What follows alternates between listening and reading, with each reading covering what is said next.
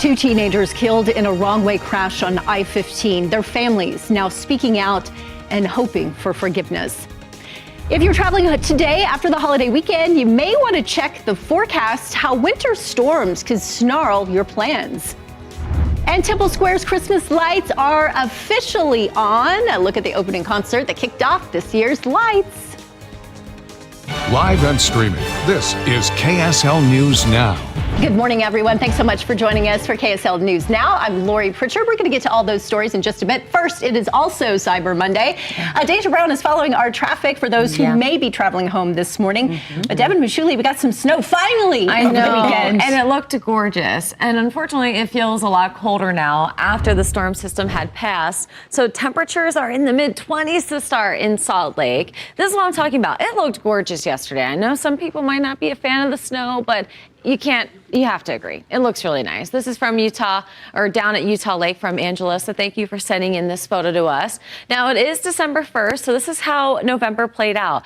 We had 3 days in the 70s where we normally have 1. And we had 1 day in the 30s where we normally have 4. We also ended the month below normal with precipitation, only 46% of our rainfall. And of course, 0% for our snowfall.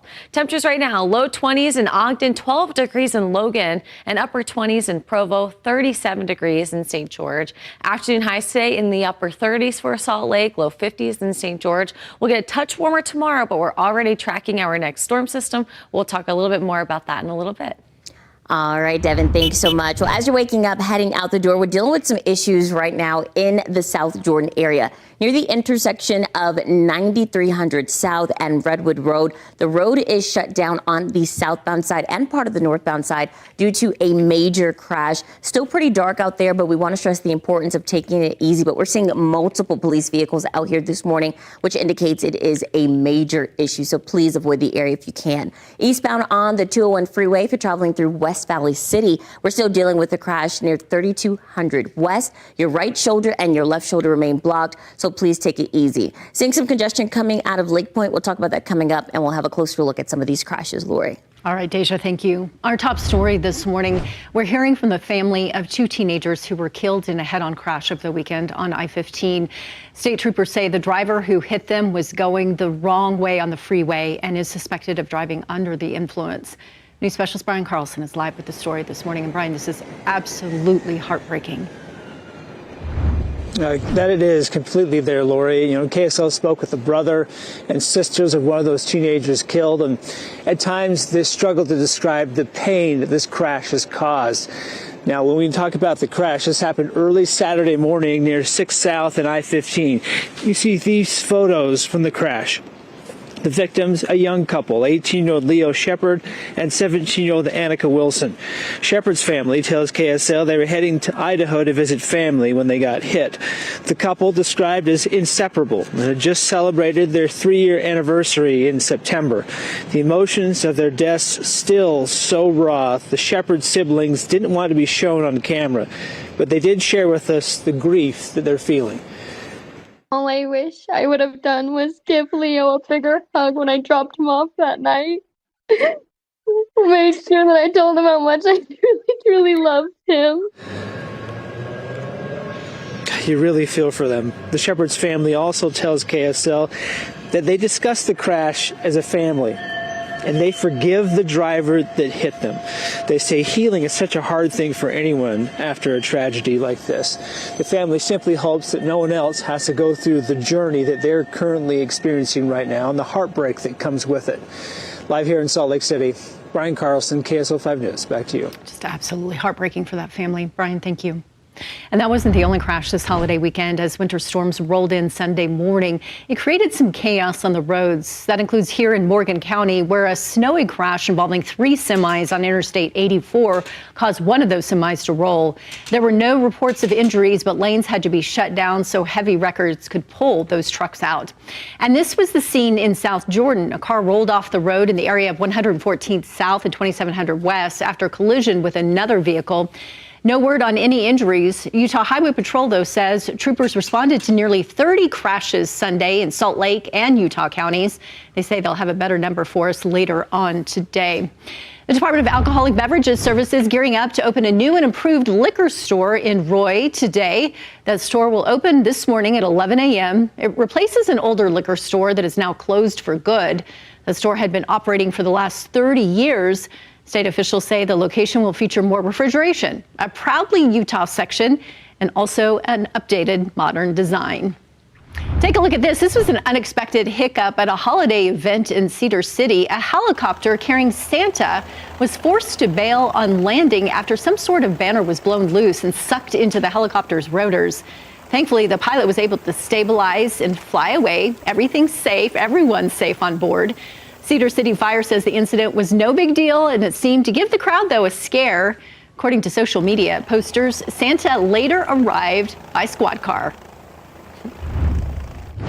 And for our forecast today, it is off to a cold start. I mean, temperatures in the mid-20s, which is the coldest air we have felt so far this season.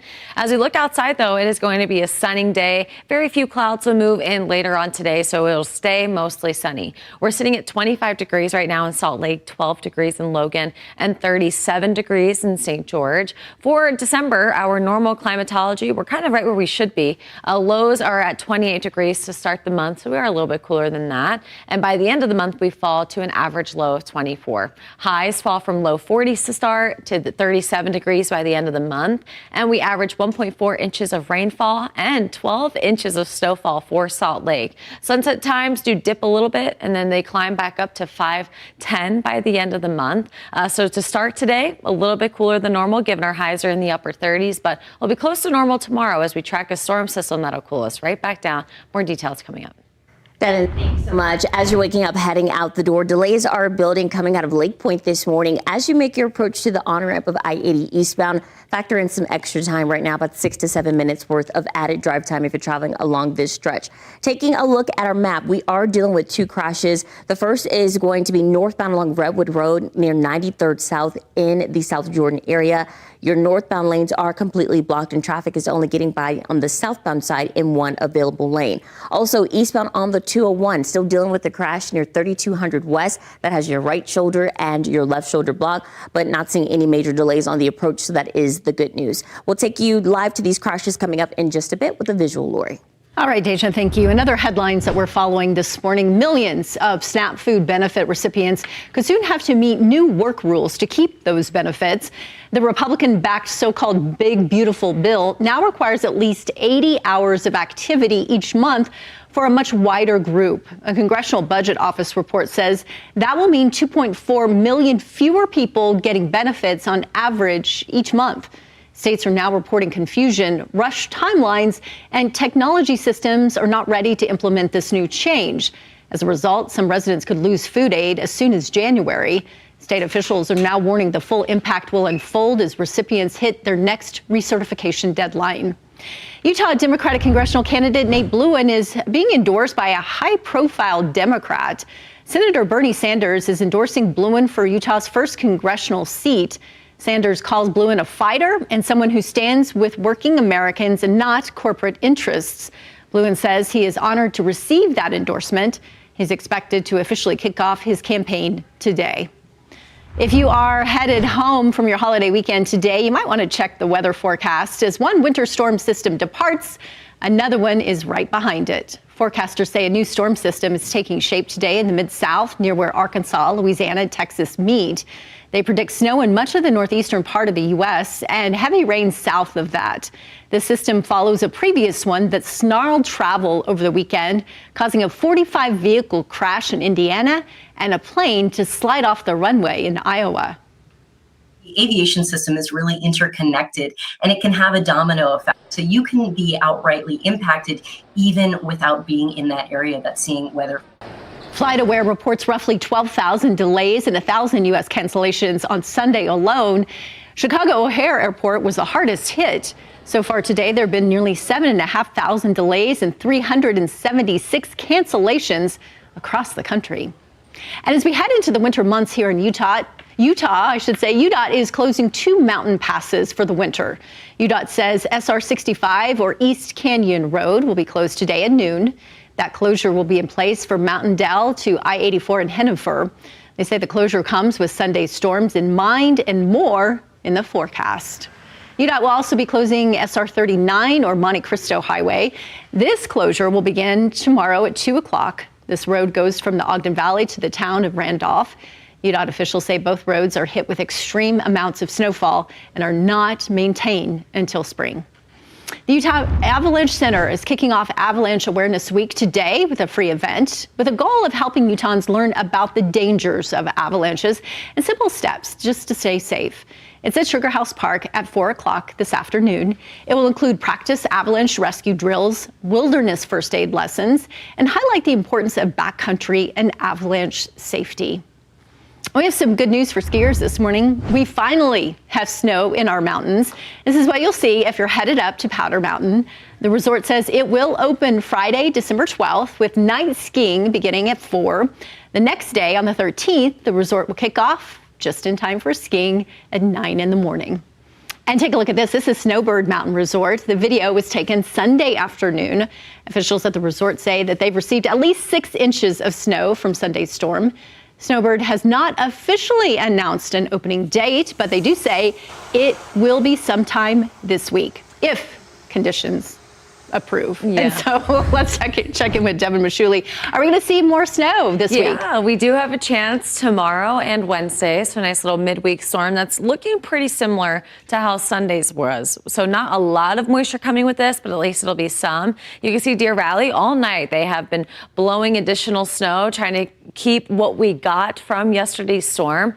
It is cold this morning. That storm that moved through dropped temperatures into the low to mid 20s across the Wasatch Front, but upper 20s in Provo, 12 degrees right now in Logan, and 37 in St. George. It is going to be a mostly sunny day. We'll have a few high level clouds here across northern Utah, but highs a little bit cooler than normal in the upper 30s. Now we'll be near normal on Tuesday with highs in the low 40s, but some rain and snow will move in for the second half of the day. That'll drop temperatures back into the upper 30s on Wednesday. So on Storm Zone, how the storm system is looking, it's kind of coming from the same place as Sunday's storm. So that's why we're saying it looks pretty similar, and the moisture content is pretty similar. So late tonight into early tomorrow morning, we'll have snow showers developing across our northern mountains. Now this first piece will slide south quickly, then a second piece will come in sometime in the late afternoon, early evening tomorrow.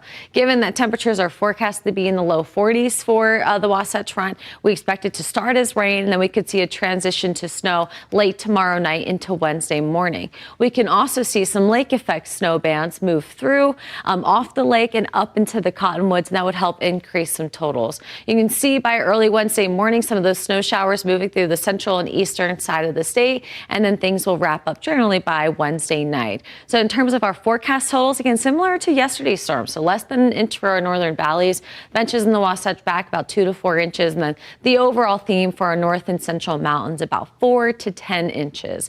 So for central Utah today, no snow, no rain, just upper 30s, near 40 in Price, also near 40 in Beaver and Penguich, upper 40s near 50 in Kanab. St. George, a little bit cooler than normal today in the low 50s, and that'll be the trend through the rest of the work week with highs in the upper 40s, low 50s through Friday, then mid-50s for the weekend with plenty of sunshine.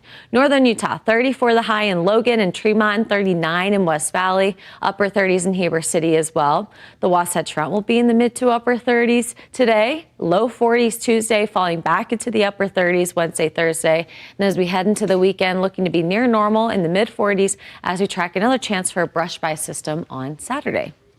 Thanks so much. We continue following this earlier crash that has some major impacts right now northbound along Redwood Road near 93rd South over in South Jordan. A little difficult to see here. It is further ahead northbound, but we are starting to see southbound traffic getting by. Right now, northbound side of traffic, sorry, UDOT is shifting our camera here, is being diverted locally, so you want to keep that in mind. Also still dealing with the crash eastbound on the 201 freeway near 3200 West. The crash that was blocking your right shoulder has completely cleared. Now we just have the crash that is blocking your left shoulder. So you will see just a little bit of stacking on the approach. So you want to keep that in mind. Let's get you a quick look at your airport drive times as you're heading out the door. And coming up, I do have some information. If you're heading to the airport, you have to look for some alternates later this morning.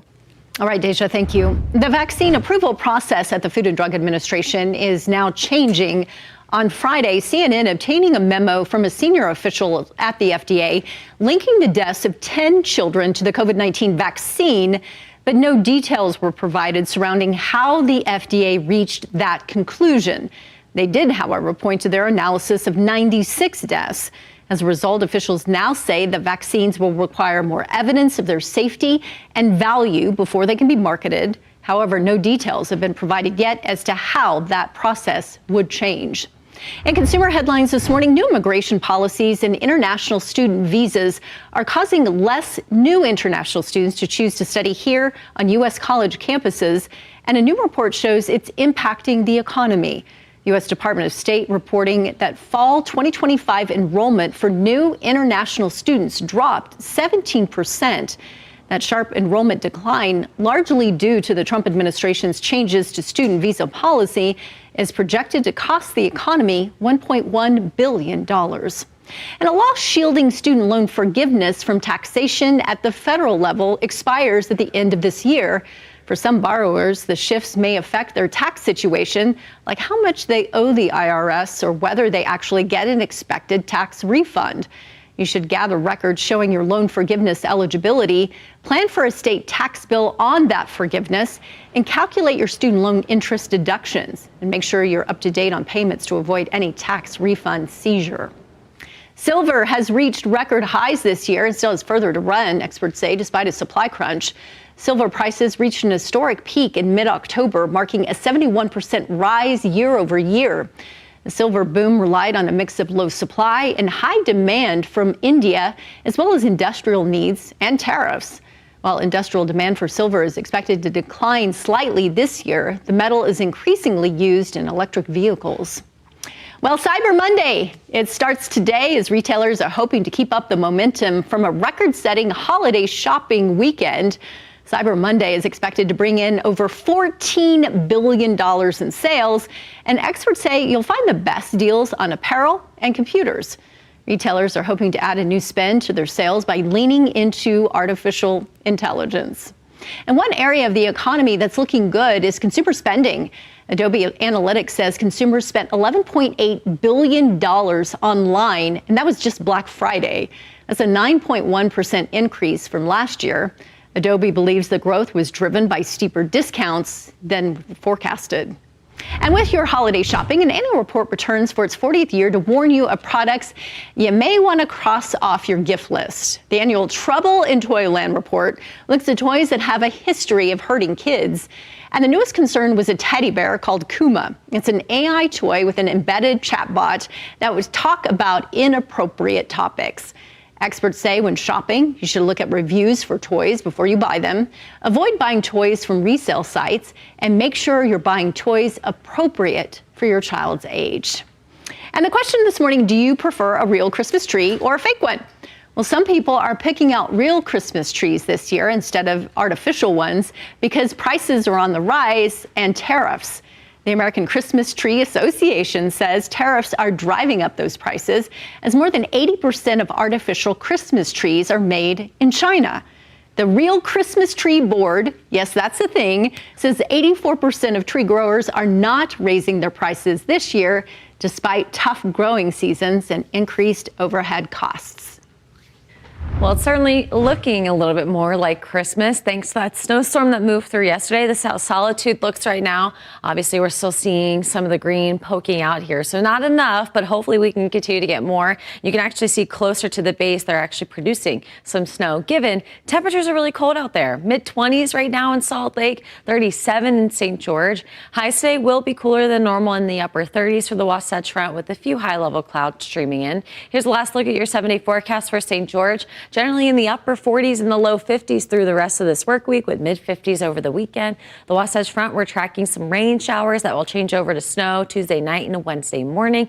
And as we head into the weekend, highs will climb into the mid-40s as we watch a chance for another brush-by storm on Saturday.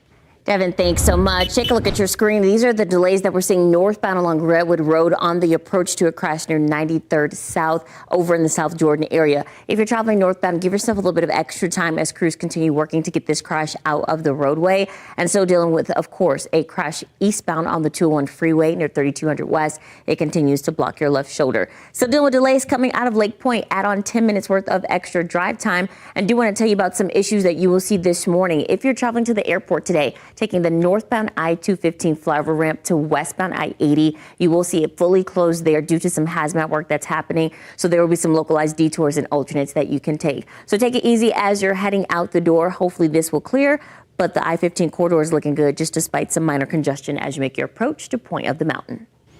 Some military families here in Utah welcoming the holiday season in a really special way. A Christmas party in Layton was part of an effort to make the season just a little brighter for them. Layton Hills Mall hosted this event. Military families invited by Blue Star Families, which is a nonprofit that helps them create communities of support. Organizers say this is the least they can do for those families. They give so much to us all year round, and this is just a little token of our appreciation to them for their sacrifice that they give throughout the year. Families got to take pictures with Santa and send them to their loved ones who were deployed. If you'd like to help more military families this holiday season, you can visit our website to find out how to donate to the Utah chapter of Blue Star Families.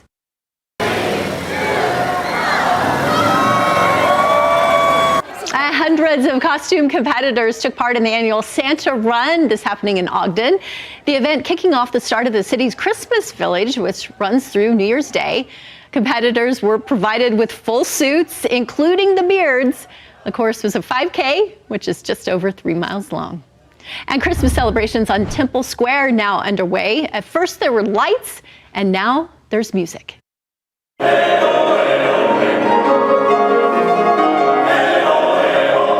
The Salt Lake Tabernacle filled with holiday melodies during the Christmas Present concert, opening for the 2025 Temple Square Christmas performances. A variety of new arrangements of hymns and carols were performed by musical composers and local musicians. Outside, the Christmas lights are on full display with a variety of nativities and exhibits, all free of charge for visitors and families to enjoy. Thanks so much for joining us on this Monday morning, December 1st. Have a great day, everyone.